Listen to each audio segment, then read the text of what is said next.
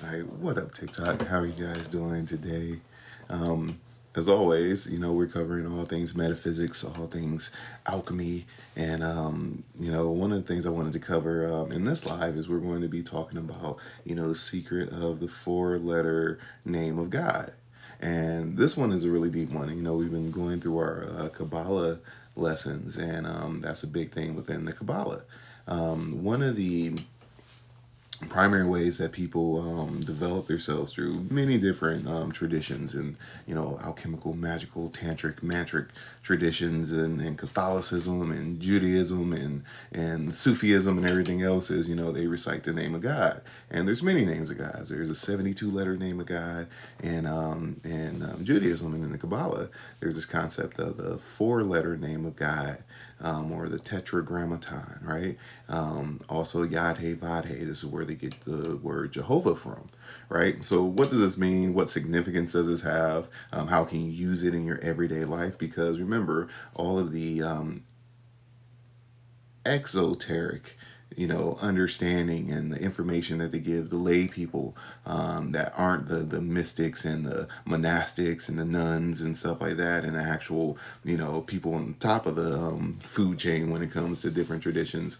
It has a completely different meaning when we go into the esoteric meaning, because it becomes direct functional knowledge on how to directly experience the teachings that are in all the sacred texts. And I mean all of them, within the Bible, within the Torah, within the Quran, within, all the sutras, all the Vedas.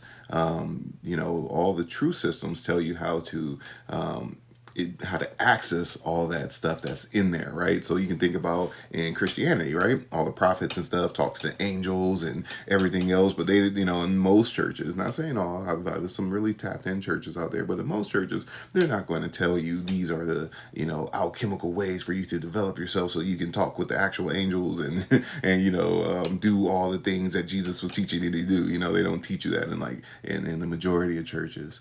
But on the esoteric side, when it comes to the mysticism, even in Christian mysticism, this is directly what they talk about and teach, and there's a science to it.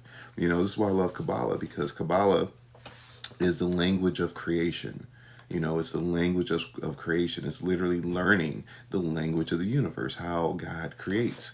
Even in Christianity, they have this concept, we're made in God's image. We have the same creative ability as the creator. We are the only beings in this physical plane that can choose to be and experience whatever we would like to be or experience. There's no other beings in this physical plane that has that ability. We have domain over all of this. And what up, Denise? What up, Lynn? How you doing? And this is where we get into, once again, this concept and idea of like the Tetragrammaton, and it literally means the four-letter name of God. Tetra, four, gramma, letter, time, the four-letter word, the four-letter name of God. And like I said, it stems from Hebrew, which is Yad He Vad He. Right now, what does this mean? Right, Yad He Vad He. This is something that I've been sharing for years, and even how to access it. But it's a different type of psychology, and how when we're going into some of the more mystic systems, the psychology that they use. So Yad He Vad He is literally, it's Yad, which is earth element, represents earth, right? The first He is water element, Va is air, and second Ye, He is fire element. And even if you were to draw out the Hebrew letters, it makes a human. It looks like a little stick man. Hey, Natasha, how you doing? So in Hermetics, what up, G Protected 444? How you doing? In Hermetics, in order for you to enter into the Akasha, you have to balance out each one of the elements: air, fire, water, earth, right? And you bring them into equanimity individually, and then you bring them into equanimity in relation to each other. Now, in order for you to access the level of consciousness within, God consciousness, you have to be able to do this. This is what Jehovah means. This is what Yad He Vad He means. It's the four elements in equilibrium. That's the secret of the Tetragrammaton, right? And how do we do this? how do we do this? And there's many, many, many different ways to do it. Some take, decades to do. Some you can do it in a month. Depending on your tradition, depending on how you learn, and the teachers you come into resonance with, depending on your past level of development and how easily you can access it. But working with when it comes to this Yadhe Vadhe, psychology. And like I said, Yadhe Vadhe is from Hebrew.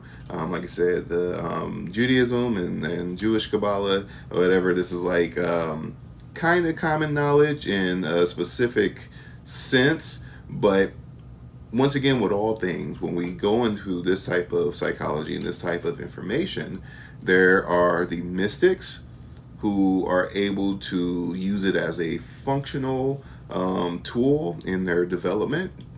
And then we have the philosophers, right? And we have the academics, which will never be able to truly grasp the multitude of profoundness hidden within this knowledge, right? Because if you are not trained in magic, if you're not trained in alchemy, if you're not trained, if you have not developed the mind to, change this relationship with time and space and to see karma and causation chains and to interact with the spiritual realms, there's no way ever that you can see the as above, right? They say as above, so below. No matter what level you're at, you can use the information.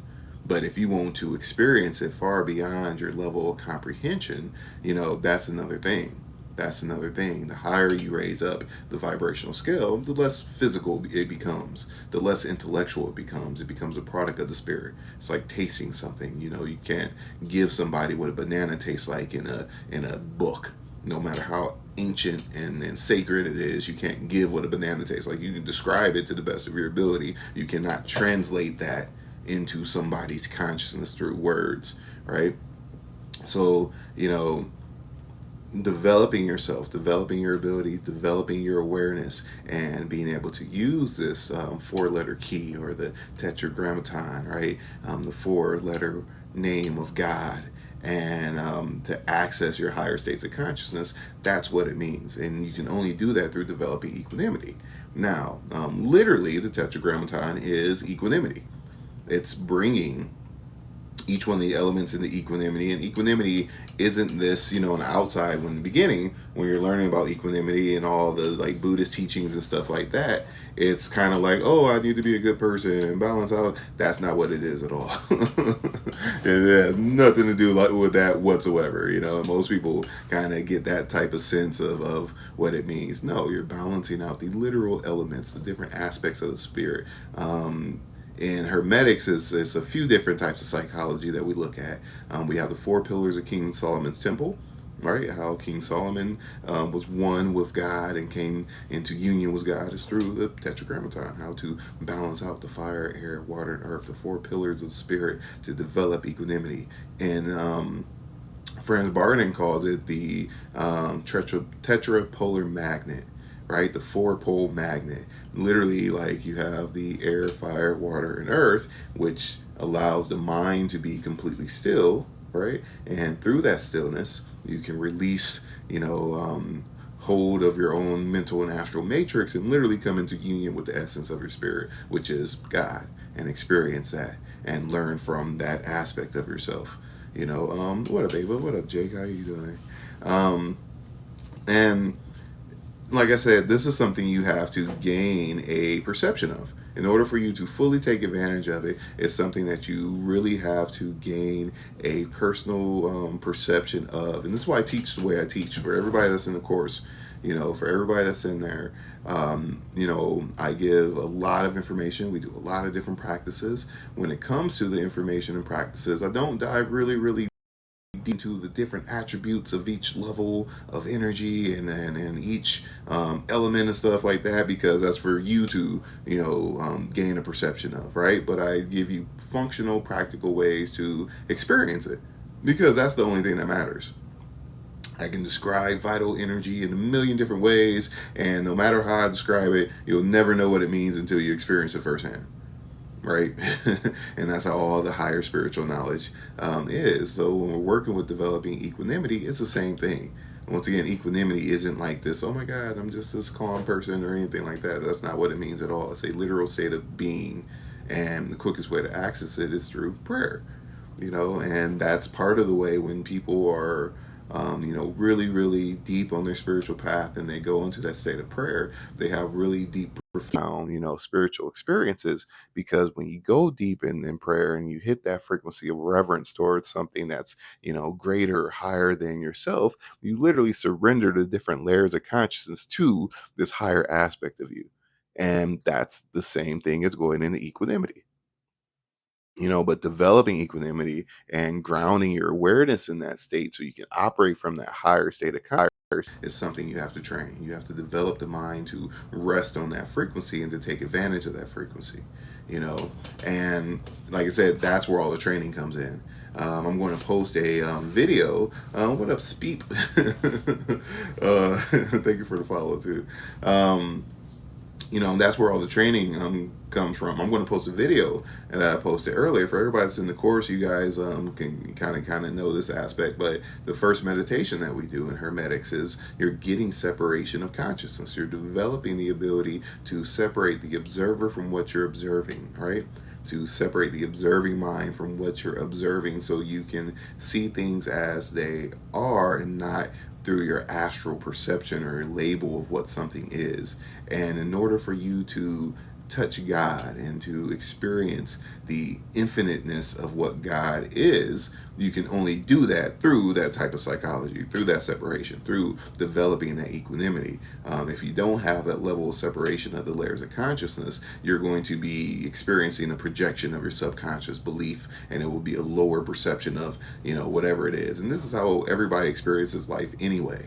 Whatever your subconscious beliefs are about whatever it is, that's how you're going to perceive it because you've labeled it before you even perceive it. And this is how most people live their life.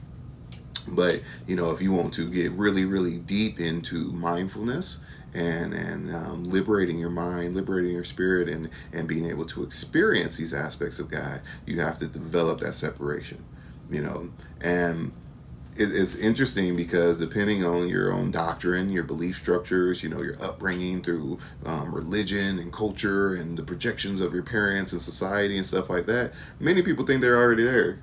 I talk to all types of people. Oh yeah, that or whatever. They going through hell, And I hate to say it like that, but you get what you subscribe to. But a lot of people don't see what they subscribe to because there's levels to it.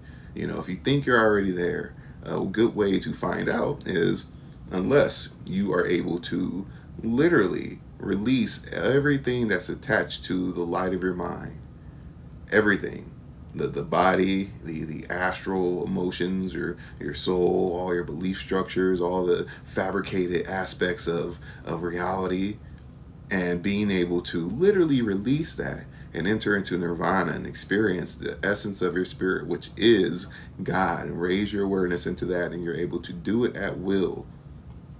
Until you get there, you still got work to do. I promise you that. You still got a lot of work to do. Because that coming into union with that, and the easiest way to explain this is even if we go into the Kabbalah with the letters of the Kabbalah, but the numbers are a direct representation of the different layers of consciousness. 0 is God, it's infinity, it's Akasha, right? And unless you can enter into that too, at will, then you're not there. Infinite intelligence, God, is the only objective truth, which is infinite. It's something you literally cannot describe. You can use as many words as you would like to use, but it's literally no way that you could possibly use words to describe something that is infinite. And that's why they say, the name of God is something that's indescribable, right? Even though they have these names, they have, the 4-letter name of God, the Tetragrammaton, Yad-He, Vad-He, Jehovah, all these other names, and there's tons of them, all describing the infinite intelligence, which permeates all things, right? So until you can, access that at will, then you're not there. You have not experienced the objective truth. And there's different levels of it. Whatever you take on as a truth, that's what you're going to experience. So the elevation to highest self. Yeah, exactly. Letting go of what you were taught. That'll help you. There's a lot more that goes into it. It's a heck of a lot more. Developing powerful habits. Everything that we do, we are creatures of habit. We have developed these habits that we have now. Some habits can help you, some habits can hurt you and limit you and put you into a box. Some people have the habit of being pessimistic and seeing the negatives in things because they're in those lower dualistic, delusional realms. The majority of people live in delusional realms. If you're in any type of realm of duality, you're living in the realm of delusion. And I promise you, a lot of what you experience and believe what is true is a literal delusion. If you want to grow and evolve, spiritual growth is seeing higher levels of truth. That's what it means to grow spiritually. What's the point of living if you're not close to the truth, if you're not raising up your level of truth? And some people are happy in their delusions. Some people are really, really happy living a life full of delusion. And I suggest that you don't, get there.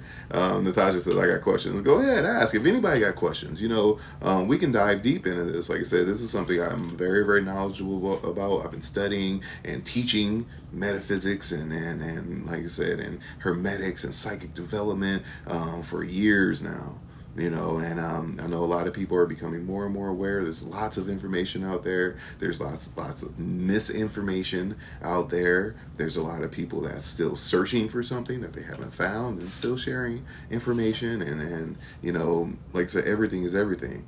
And I've met plenty of people that believe they're there, but caught in the delusion. And it's really important for us to be able to look at any limiting beliefs, any delusions, and be able to transcend them, because you don't want to, everybody should seek truth. Welcome to the emotional twist. Breathe in and let out what's negative. Love your vibe. And so the thing is, in all the Hermetic traditions, all of the traditions that are grounded in universal truths, the emotional aspects, those you need to bypass, because those are astral things. Those are fabrications. All of our emotions, and I know there's some really PC people out there, they're like, but my emotions are really real. Yeah, they're real to you. Everything that is astral is literally not real. Will you experience it? Yes. That does not mean that it's like a real thing. It's, our astral body, our emotional body gives us sensations and urges based off of our relationship of what something is. Doesn't mean that it's true per se. Is it real for you? Yes. Is it an indicator in your psyche for a particular impulse, or the way that God talks to you and that you translate knowledge from the mental into the astral into your physical experience? Yes. But that astral emotional labeling system aspect of that we have, the goal is to bypass that, so you can have a clean energetic connection to anything that you're bringing into your awareness. You don't want to see things based off of your belief of what it is. You want to see things based off of what it truly is, the universal aspect of what it is. The way that our minds work, the way that our brains process informations. I've been sharing this for, all week.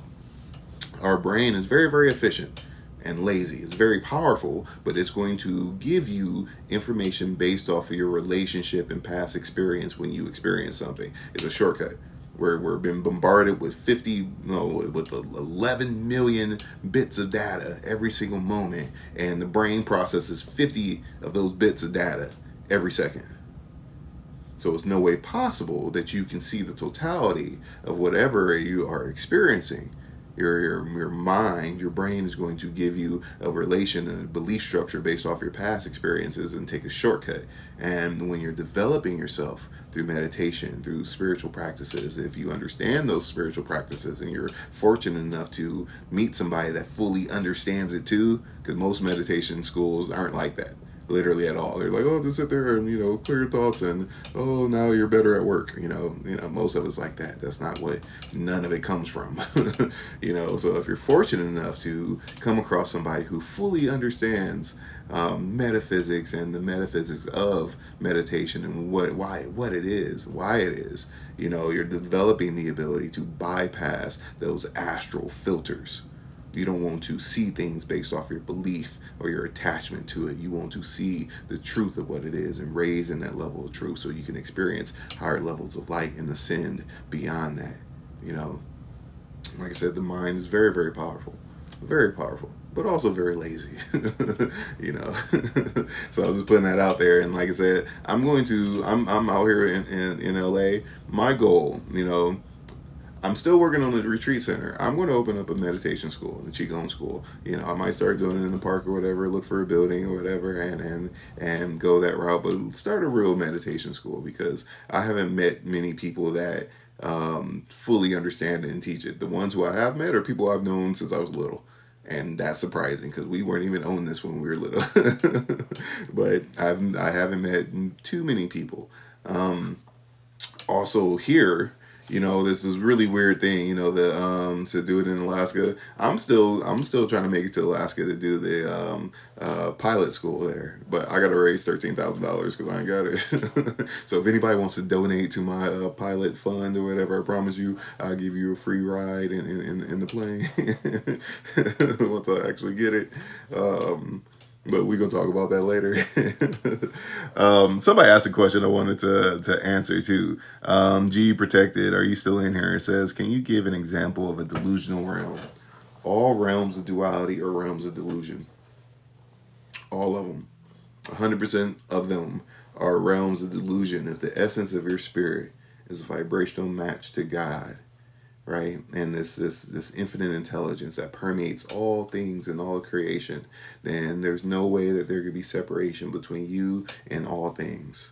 What gives you that level of separation is your astral belief structure about what it is, and that manifests through your thoughts, your feelings, your actions, your belief structures, the people you resonate with, the level of separation you have within your mind, how contracted your mind is, your manifestation ability, how well you're able to navigate through life. And you can think about it like this: people that live in the exoteric mind control Christian realms, right? They all think, oh, I'm holier than thou. Some of the most evilest, judgmental people you'll ever meet. I remember going to church, and there's all types of crazy stuff there, but they're not taught the higher knowledge. They're not taught how to develop themselves and develop equanimity, or even the actual teachings of Christ. And they usually follow the brainwashed, misinterpreted, Council of Nicaea type of Christianity, which is not real. That's not even where it comes from, and all this stuff, and even the stuff with the devil, everything, like a lot of that stuff it's not original, but it's meant to keep people in those dualistic realms. I mean, think about it. Think about if God, once again, is this omnipotent, omnipresent God that permeates all things and created all things. How could anything be separate from it? How is this other power that's here to destroy you and and out to get you and all these other, all this other, stuff like that, and if you subscribe to that, that's what you get. That's literally what you get. It's so funny because we was at Isaiah's race yesterday, and one of the guys giving him like a meal plan, so he could be a better runner, get his nutrition right or whatever.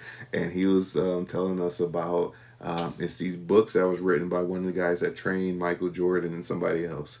And he was like, "Hey, you need to check them out. I agree with a lot of stuff, but I also see the devil in them." And I was like, damn. Like imagine walking and going around your whole life thinking like, oh, you got the devil in you, or oh, you got, and you pointing the finger, it's a separation and stuff, and you can never see the whole truth of anything because you automatically cut yourself off of the other part of who and what you are. You can't even see the other part of you, but you have it made up in your mind that this is just was what's right.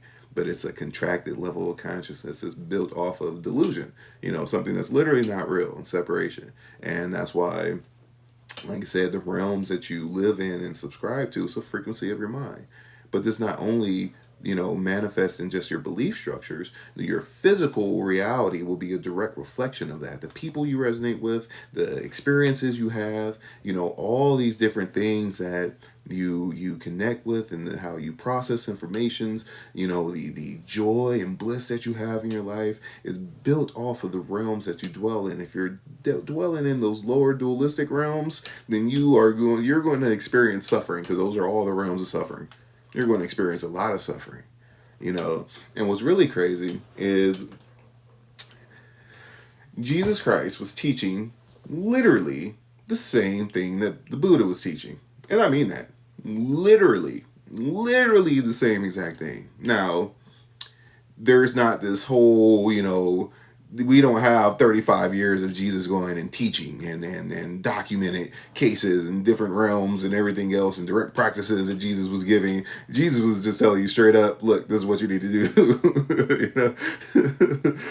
Now the Buddha, like I said, after he became enlightened, he spent 35 years of just straight teaching nonstop until, his time was up, So that's the difference in it. So, Jesus didn't have like, okay, what you need to do this type of meditation, breathe in, feel the energy, go through, he don't tell you all that, but literally the same thing, literally the same teachings, and that's why even in, like I said, in Judaism and Jewish Kabbalah, when they talk about Yad-He Vah-He, the Tetragrammaton, right, it's air, fire, water, and earth. It's literally a hermetic teaching, how to balance out the elements and develop equanimity, like the Buddhists say, right, just a different word, different type of psychology to relate to it, and how to access that higher mind. And the kingdom of Christ consciousness is the same thing as the Bodhi mind. That's what the Christ consciousness is. You cannot understand this physical realm or the higher spiritual aspects of creation unless you have the eyes to see it. Your mind has to be mature and developed enough for you to understand the more spiritual aspects of it. And there's nobody in here that can't look back at their life and, oh yeah, I was dumb, I didn't see none of it. Oh, now I understand what they kind of, say. But there's levels to it. You have to develop that. And I mean, there's levels to it, and wherever you're at now, just know that there are way deeper, more profound levels to developing that Christ consciousness, that universal consciousness, right? And then raising up to that level. Since I just jumped on, did you say the mental body is in the astral realm, or the mental is different? It's different, but you are a mental, astral, physical being, right? In this physical realm. This is how we interact with the physical world. This is how we experience the physical world. Now, everything I teach, right, is how to separate the layers of consciousness, how to work with the mental body, on its own, how to work with the astral body on its own, how to work with the physical body on its own, how to align the three and fuse them together, go through the Akasha and all that good stuff. But most people, everybody, mental, astral, physical. And that's how we experience the physical realm and interact with reality is through these three different realms that we have access to, right? The goal is to be able to process and to alchemize and to purify your astral body. That's your chi. That's your literal soul. It's your astral body, right? Once again, your astral body is composed of your belief structures, right? Your labeling system, your traumas, your emotions, right? Your delusions, your attachments, right? Your aversions. That's what your chi is. That's what your astral body is. And most people, when light comes in a form, your mind touches something, it branches through the astral to give you a physical representation and perception of what you're experiencing. So you never ever experience what's actually there. You experience your relationship to what's there. And I mean this in every way possible. Study neuroscience. I promise you this. Study neuroscience. Study science. If you want to know more about your spirit and God, study science more than any religious, spiritual stuff. And I promise you, you'll get there a lot quicker. I promise you that. Study both. Study metaphysics, study hermetics, practice. You have to practice to fully understand it. But if you practice and study science, then you'll put two and two together because there's no separation. There's no separation. This is bachelor in neuroscience, so you know what I'm saying. Our minds is lazy. It's powerful, but lazy and efficient. Super powerful, right? And like I said, in order for us to experience anything physically and have a perception, it goes through our astral filters first, and that's why we're building a relationship of the vibrational scale and a perception of the vibrational scale and how light comes into form, and even how to take that light out of form. So if you want to alchemize your traumas and make changes in your astral body and your personality and things like that, it's as you're building a pathway up through the crown, through the akasha, or building a pathway down and streaming that light down through the mental astral into the physical to make certain changes within your mental astral and physical alignment. But in order to do that, that is where the Tetragrammaton comes in, the 4-letter name of God, right? Air, fire, water, earth, and equanimity, the Akasha, Jehovah, whatever you would like to say, universal mind, universal intelligence. It's all the, same thing, but in order to tap into that, it's really, it's really interesting. Can we use pranayama for this? To an extent, like a lot of the breathing exercises and stuff like that are cultural, and most of them will do more harm to your body than not. Like the dragon fire breathing or whatever, that's cool. You can build a lot of like fire elements and stuff like that, and it's good for you to build that type of lung capacity and everything else. But if you're not directly doing it with a relationship to energy and being able to transform that energy through pranayama, then you're going to be wasting a lot of your time. And I promise you that, because a lot of it, to get the most benefit, you have to have those connections through the vital and astral and the mental power to conduct larger volumes of that energy, because that's what all the yogis and stuff are actually doing. And like I said, look, I know plenty of like the stereotypical American yogi women with the with the tight pants on and stuff like that, and like I've only met a few of them that fully get it. And one of the problems about being in the Western world is that people, like I said, you can learn things in theory. You can learn the intellectual side of things. And say you ask me the question, what's my definition of a sage? A sage is an actual mystic, right? The difference between a philosopher and somebody who builds intellectual knowledge only, right, as opposed to a actual mystic or a sage who knows through personal experience and spiritual development. Those are two completely different things. You can know everything about esoteric knowledge in the world, but if you are not a mystic, you will not get it. And that's what people are teaching. Most of the people on here, most of the people with metaphysics shops and wrote books and all types of stuff, like literally they may know it down on an intellectual level, but it means nothing if you have not had the direct experience to raise up that scale, because all of it means something on every level. You can be at the lowest level. Oh yeah, that makes sense. But the difference between the philosopher and the sage is the philosopher cannot even conceive the truth and experience which is hidden within the knowledge that they know, because it's a product of the spirit. It's not a product of the intellect. So you have to train the spirit. You have to train your spirit senses so you can touch the formless realms and raise up that vibrational scale, because you cannot put words to it. You can try to describe it, but you cannot put words to it. And this is why everything that I teach in the course is, well, this is how you practice. And this, journal your experiences, and you start getting more of that data and information, and start having deeper, more profound connections and experiences. But it's not like, this is what it is or this is what it's going to be. You're building your own relationship, because even as we're following the path of the true initiate, your experiences are going to be subjective based off of your personal path. So even though we can even put the same words and, how you relate to air element and how the literal peak frequency and consciousness and of that air element, how it manifests through your personal path will be completely different of how I relate to the air element. We're still tuning into that same level of consciousness and working with it and even getting similar effects and can even put words to it, but your experience is going to be completely subjective to you. And it may be the most deepest, profound thing that you've ever experienced.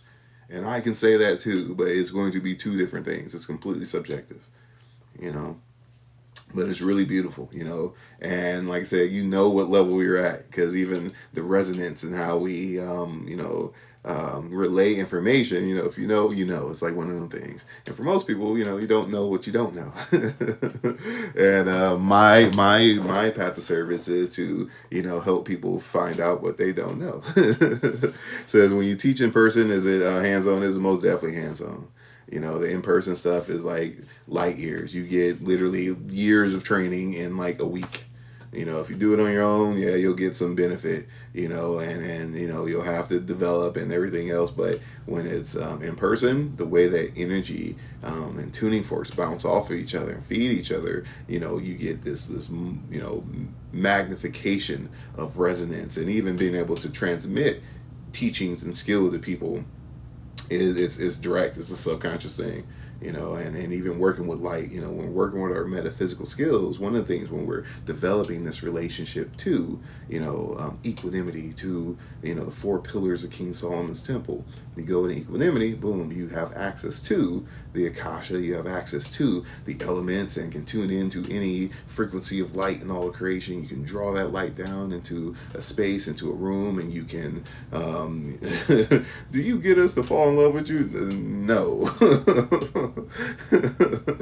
No, not at all. Quite the contrary. Not at all. My goal is to get you to be your own teacher. My goal is to get you to the point where you are your own teacher. And once you get to that point where you can enter into the Akasha and you have good grounding in your magical practice, you become your own teacher, and then you have a friend.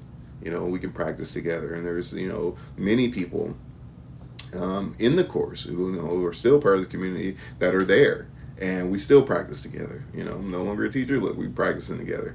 Now there are some things that I guide through and kind of teach and stuff, but there's a couple people that are kind of to the point where, shoot, I'm trying to get them, like, if you want to teach, go ahead. But everybody has their own path. Everybody has their own path. And the beautiful thing about developing yourself magically in the Hermetic path, you become, a leader in whatever, your thing is. If you are a teacher, if you're a physicist, if you're a psychologist, a doctor, a nurse, if you're a healer of any kind, you literally become a leader in that. You become that top level, and you become a creator. Hermetics and understanding hermetics and practicing hermetics gives you all the tools you need to change humanity. And I mean that. And I've done a lot of that. I was so serious about that. I've influenced a lot of what's going on here just for, even through TikTok. Like when I've been on TikTok for like 3-4 years, something like that, and I've been sharing, all types of stuff. And like I said, it's really interesting how once I started sharing, everybody else, started building. I get people all the time. They're, oh my God, I saw you a couple years ago, and now my whole life is different. I know this, and that. And these are people who haven't, joined the course or anything, and going through this process, you're not only able to see your own stuff, but you're knowing yourself. It's knowledge of self. How do you know thyself? How you get to know your divinity and take full advantage of your divinity? And this is, information that's been hidden for a very, very long time. Not because, it was these, evil people trying to hide it from society or anything like that. Kind of. But there were people being persecuted for sharing and trying to liberate the minds of people. That's what happened to Jesus. That's what happened to anybody who was trying to share liberating knowledge outside of the Catholic Church. And lots of interesting pillaging and stuff has been happening. And and we're not to that point now. But like I said, because we have access to all knowledge that is, even through this little device here, you cannot fully take advantage or even experience the profoundness of the information in a functional way unless you are actually developing yourself and you're actually trained in magic and understand it and crossing those bridges. That's the only way you can make full use of it. And like I said, there's way too many philosophers and not enough sages. There's not enough magicians and alchemists and kabbalists. And like I said, even when it comes to the Kabbalah, there's a lot more people that know Kabbalah in theory and in the exoteric aspects of Kabbalah, but once again cannot fathom the profoundness and the experiences that you have being a actual true Kabbalist. And it's a relation to your own spiritual maturity and your devotion to aid humanity. And I mean that. If it's just me, and you're just like, I just got to do this for me and that's it, and you're contracted and your mind, your spirit is stuck on the self, then you're not going to get much benefit training yourself hermetically or alchemically or trying to ascend, because you don't need a lot and you're not going to ascend that much, if it's just you. But if your path is to be one of great influence and to change the world and to liberate the minds and spirits of every being in on earth or in all of creation, then you become a creator. You become one of those people that they write books about, because that's who you do it for. Not just for you. It's this expanded state of consciousness. Once again, if you're in one of those lower dualistic realms and everything is like, it's me and, screw everybody else, or, it's angels versus demons, white versus black, red versus blue, whatever it is, then you're separating yourself from the whole. But the more that you begin to develop yourself for the whole, the more connected you become to the whole, and the more infinite your experience becomes, and the amount of skill and understanding and application of functional higher spiritual knowledge becomes achievable. But if it's just for you, you'll never get there. You'll never get there. And I promise you that. You'll never get there unless you do some really weird dark stuff. With a lot of little weird entities and stuff that's out there. That's the only way you'll be able to experience it, and then it won't turn out good. Some good tea. What up, Gina? How are you doing?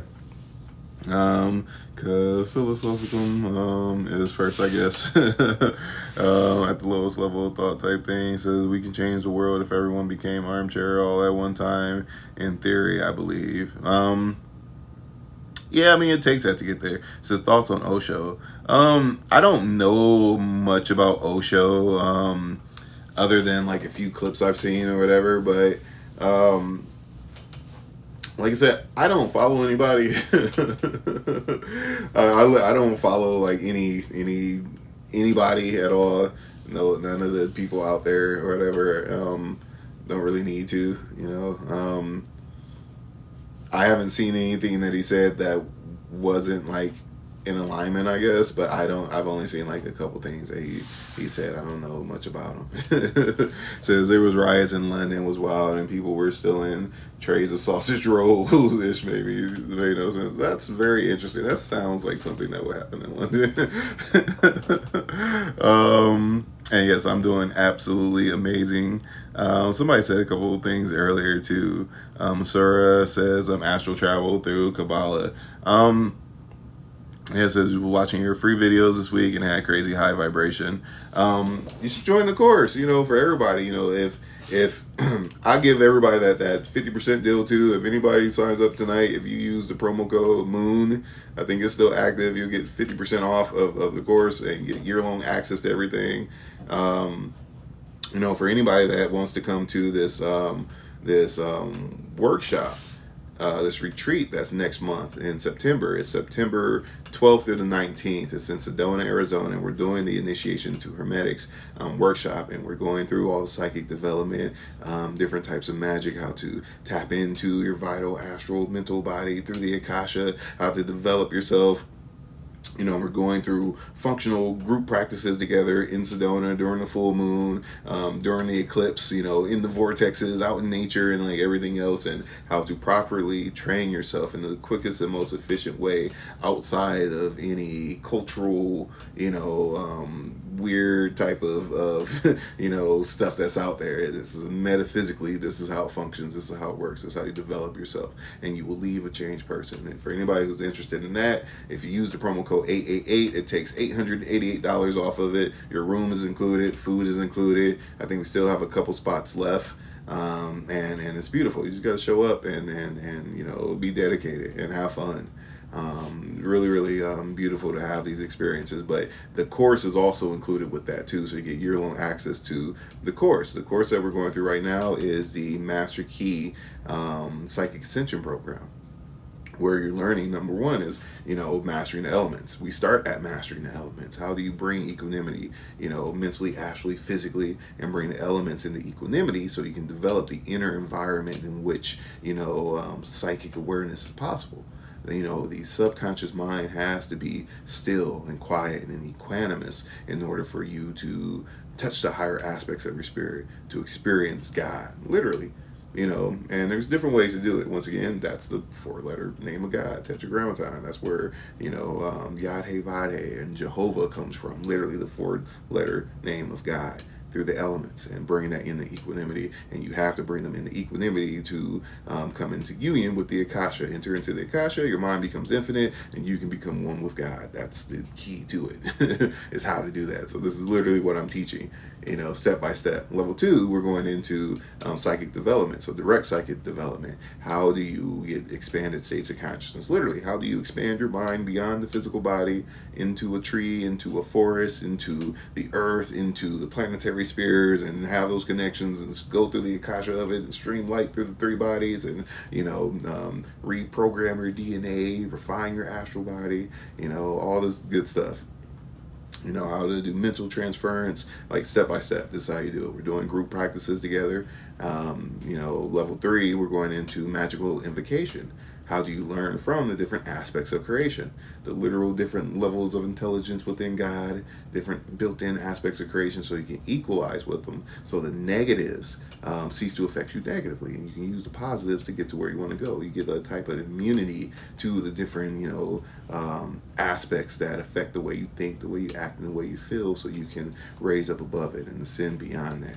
Level 4 is Kabbalah. We're going into the true Kabbalah teachings and learning Kabbalah from the sun sphere, and raising up through that. And like I said, the only way you can truly learn Kabbalah is this way. You can do all the philosophy and stuff like that. That's good. Get that knowledge or whatever, because it applies. But until you learn the true Kabbalah and are training yourself magically, there's no way you can take full advantage of it. You're just kind of like, living off of theory and stuff. And yes, things will align in certain ways, but to fully see it and grasp it, and to be able to work with it, and to, become a true creator using the universal language, you can only do it through developing yourself magically, and having that level of connection. It says, where am I from? Right now, I'm outside of LA. I'm originally from Indiana, from northern Indiana, And it says, got to have the lived experience. Yeah, exactly. And then, like I said, it's a product of the spirit. It's not a product of the intellect. And it's important to have the intellectual bridge, because if you only had the spiritual bridge, you wouldn't be able to make sense of it. You would know it in spirit, intuitively, but there wouldn't be any way that synapses can happen, and that aha moment, that light bulb goes off, and that neurogenesis happens. You need the two to coincide. So you're building intuitive intellect, you're training the spirit, you're training the subconscious mind. So that's a big part of the course. How do you train your subconscious mind and train your intuition so you understand the aspects of the subconscious, and it's always working in your favor and never against you? Because the spiritual realms are your subconscious mind. The mental and astral realms, that's the spiritual realms. And that's what we're interacting with. So the more you can develop equanimity, the more you understand how to communicate, understand the universal language, the more control you have over your experience, and you can train yourself intuitively to always be going in the direction in which you should go. Know you're on the right path. And that's the goal. That's what I teach, step by step. So you become your own teacher. How do you learn from God? How do you learn from different aspects of creation? So you become the master of the way you think, the way you act, and the way you feel. Because that's what spirits are. That's how this light seeking to come into form. You pick and choose the light that you give form to. Everything about you is an expression of light. Everything, the light of your mind is being expressed through the way you talk, the way you feel, the way you dress. Everything about you is an expression of light. And you're bringing that light into form. You are the only being that can do that. And that's why there's always these different levels of light that's seeking to express itself through you. And if you don't understand that concept and are able to develop equanimity and concentration so you can control the light that enters into the 6 gates of your consciousness, then you will be a slave to your environment, other people, and all these other projections and energies that are constantly bombarding you. And, that's the goal, is to be the master of your experience, and to have control over your karma and your destiny, and to understand it on the highest level possible. And that's what I teach step by step. And it sounds really interesting, because it is really interesting. It's not as complicated, because as you begin to develop yourself, once again, you're training your intuition. So you just start practicing, and all the practices you do, it's like holographic in nature, because each practice allows awareness and understanding to arise through all the other practices. So everything compounds, and you get better at all the practices, and your spirit senses wake up, and you follow your spirit. Your spirit literally guides you through the process. So it's a really, really beautiful thing. Really, really beautiful. It's the most liberating thing that you could possibly learn, and I promise you that. If you have any other questions, by all means, feel free and ask. This is what I'm here for. Say says, is superstition a form of delusion? Yeah, it's a delusion. All the superstitions are literally delusional. There's nothing out there that, oh my God, if I walk under a ladder, you're going to have bad luck. The ladder don't do nothing to you. If you sweep your feet, you're going to have bad luck. That don't do nothing to you. Your belief in it does something to you. You get what you believe always.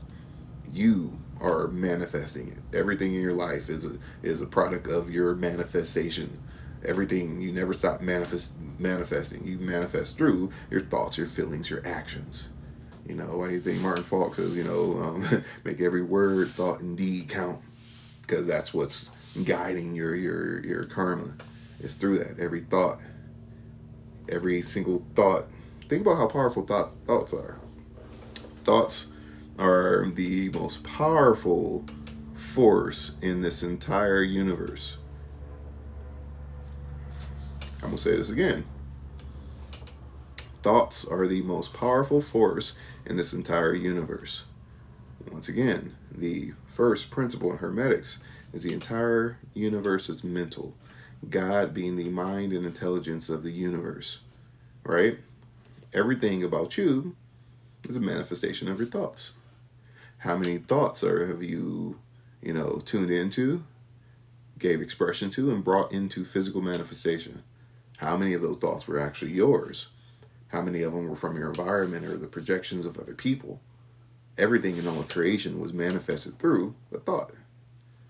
That's why, the John, the evangelist, said what? In the beginning, there was the Word, right? And the Word was with God. What is the Word of God? It's everything that comes out of your mind. That's why we have the same creative ability as the Creator. We are made in God's imagination, the image of God. And all your thoughts, that's what you're bringing into form. That's what gives you your reality. And you can have low-level thoughts. You can have limited thoughts.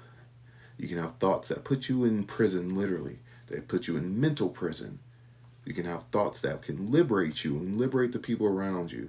You can live in poverty, and your thoughts can take everybody in your environment to a whole new level, and everybody becomes millionaires. Or you can have thoughts that will literally kill everybody around you and bring nothing but death to you. Is the most powerful force in the entire world. And this is where meditation comes in. Think about this. If you have not developed your mind to the point in which a thought cannot rob you of 100% of your mental power, then you have a weak mind. And I don't think there's anybody in here who has developed samadhi enough where you can put your mind on something and a thought can't rob you of that. Think about how powerful that is. If you sit here right now and just hold a thought in your mind, or just try to clear your mind, say single pointed focus on one thing, right? Think about how powerful that is. You put all of your strength, all of your mental capacity to stay focused on one thing, and something as simple as a thought form can rob you of that. Think about how powerful that is. You know, how that affects your experience, how the thoughts of others affect your experience, the thoughts and karma and spirits and stuff of the city and of, you know, what's out there, everything that's floating in the ethers, you know, and how that affects, you know, the quality of your mind, the quality of your own thoughts and your emotions. You know, this is why people who have weak minds, they're ruled over by their environment and the projections of the people around them. They don't have concentration. You know, people who allow, like I said, oh my God, what's this person going to think about me? Mind is constantly being bombarded by everybody's thoughts. You have no control to and no ability to stop those thoughts from you know, affecting your thoughts and your emotions and your physical actions. Thoughts are very powerful. It's the most powerful force in the entire world. So I strongly, you know, suggest that you develop the mind so you have more control over your experience. Because most people give expression to other people's thoughts and the thoughts that are within space and all the different realms that they inhabit and all the different delusions and stuff that they, you know, are that they subscribe to. You know, it says, do you have tools to help with ADHD? Meditate. Simple as that. You know, and I hate labels. You know, because who isn't fidgety and you know, doesn't have a hard time concentrating and stuff in the beginning, you know. And the thing about subscribing to an identity is that once you subscribe to it, you create a resonance with it, and everything consciously and subconsciously is going to align to that too. You know, that's why I hate labels. You can say, okay, I don't have a lot of concentration, or, oh, I'm, you know, whatever it is that's tied to it. But once you identify with a certain concept, a certain idea, and you make that a part of your identity, there's nothing in your conscious or subconscious mind that's going to stop you from experiencing that and fully embodying that. Remember, I am, right, that's a mantra. That's a spell. It's a literal thing. I being the totality of who you are, am meaning the sum total of your experiences equals whatever follows that word, right? I am, I have, you know, whatever it is. That's literally, that is literally the mantra of how you tune your subconscious to get on board with a certain thing. I am, and boom, whatever it is. You know, so meditation literally rewrites the neural pathways. Yeah. Exactly. And there's ways to develop it in the very, very, you know, easy ways, you know, omega-3 fatty acids and fish are really good for neurogenesis. Really, really good for neurogenesis. You know, developing certain meditation skills and understanding meditation too. What are you, you know, what's the goal in meditation? Because there's different levels. You know, there's the average meditation that's out there, and people just like, oh, I just want to be able to, you know, just clear my mind so I can work better, and you know, that's a level of it. You know, or it's, you know, I'm developing enough concentration where I can enter into the Akasha, go into Samadhi, develop high-level Vipassana skills, right? Enter into the Akasha and raise up in the light, and, you know, there's all different levels. Deity yoga, all types of stuff, you know. So what's your goal in meditation, and understanding the, you know, the metaphysics of meditation, even your intention as you are going into your meditation matters, because the intent behind what you do is a very good influence in the outcomes and everything that you do. You know, this is God realization meditation. Yeah. You know, and like I said, that's everything I, you know, that's everything I study, teach, you know, practice. And, you know, I've been teaching it for a while, so I used to stop thoughts, but kind of realized I was still thinking of the shape I was meditating on. Yeah, yeah, exactly. So, you know, like I said, that first meditation of separating the observer from what you're observing, you're basically not allowed to touch anything. You're not trying to stop it. You're just creating space. So the thought forms can't even get to you, can't even come into your awareness. It creates a type of buffer. And like I said, doing that meditation and mastering it, making it a habit, it branches out into every other aspect of your life. Everything else that you experience, you're able to experience it with a sort of separation where you're not identifying with it. So you can see it more for what it is and not your own personified idea of what it is. You quickly start raising from your personified truth to a more universal truth, a more universal experience. And it's really, really beautiful because it branches out not just from the thought forms, but in everything that you perceive. You get this type of buffer of karma. You get this buffer of compassion that starts to arise in your awareness, because you begin to see things once again as they are and not your personified belief of what it is. And it's very, very beautiful. And like I said, the foundational practices in the Course and within Hermetics, they're also the last practices.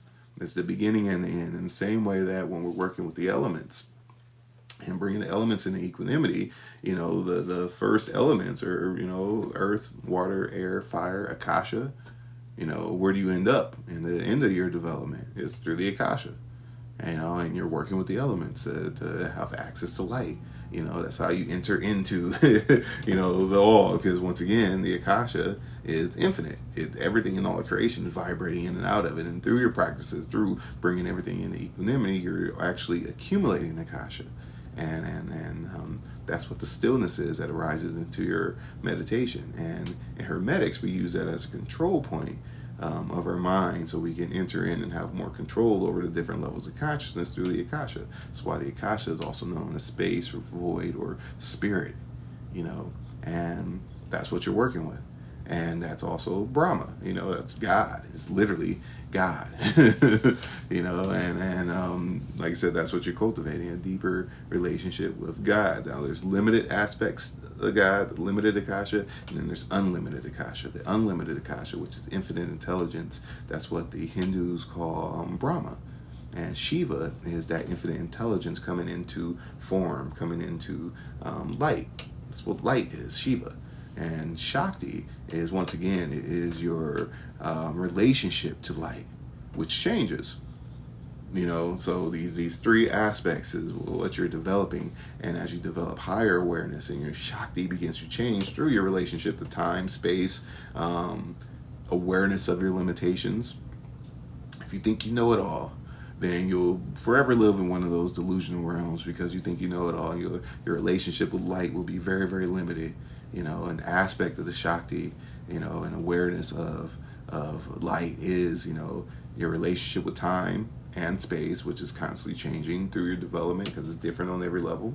And, being able to see your limitations, your desire to see certain things is what changes your relationship to it. So even as you're growing and evolving, even if you get to the Bodhi mind or Christ consciousness or universal conscious aspect or whatever, this relationship with light is something that you'll always have and always be navigating through, and it will constantly change. So, that awareness of Shiva and that allowing yourself to relate to Brahma or God or, infinite intelligence, whatever you would like to call it, is founded upon this. And these are certain concepts that we learn in the beginning of the of practice, but it all starts with bringing the earth, fire, air, and water into equanimity, so you can enter into the Akasha. And for all those of you that's not in the Course, you might have a little understanding of this, but I promise you probably have no idea what I'm talking about. And if you do, ask questions. Feel free, ask questions, because this is what I'm here for. If you want to dive really deep, once again, the only way you can fully make sense of all the higher spiritual practices and information, all of it through any tradition, is you have to be able to experience it. You have to be highly intuitive. You have to develop your spirit, because all those teachings, all the highest teachings, are a product of the spirit. They're not a product of the intellect. You cannot get it from a book. You can read the Bible, the Torah, the Quran, all the sutras, all the Vedas, and everything else a million times over. But if you are not highly intuitive and have developed that Christ consciousness, or developed the universal consciousness, the Bodhi mind, the ability to see past your delusions and to see the truth, or Maya, to see through Maya, to see the divine nature of all things, there's no way ever that you can possibly fully comprehend the higher spiritual knowledge. And this is why I teach what I teach, so you can have that connection and develop yourself, you know. And it's beautiful, you know. You become a creator, you know. But I just wanted to share that with you guys. You know, if you do have any questions, you want to pick my brain, if you want to come to Sedona next month, it's the perfect time to sign up. There's still a couple spots left. It's going to be absolutely amazing. The course is included with that. For anybody who wants to join into the course, once again, if you use the promo code MOON tonight, you'll save 50% off. You get instant access to it. You can join the Zoom meetings tomorrow. You know, you get year-long access to level 1, mastering the elements. Level 2 is psychic development. Level 3 is separate, but it's like super cheap.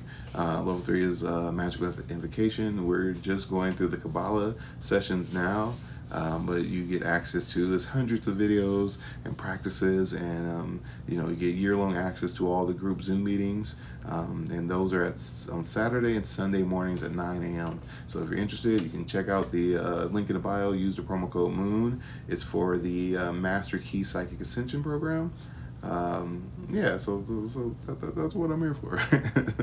You know, and if you want to join us in you know, next month in Sedona, if you use the promo code 888, you'll save like $888 off of it, and you'll get year-long access to the course along with that too, as well as personal one-on-one training and group training in Sedona for a week, and it is really, really beautiful. So other than that, you know, I hope everybody has a very, very blessed and beautiful rest of your evening. If you have any questions, you can book a one-on-one. You can message me. You want to hook up payment plans or anything like that, or pick my brain about anything, this is why I'm here. Other than that, you guys have a very, very blessed and beautiful night, and I'll see you guys later.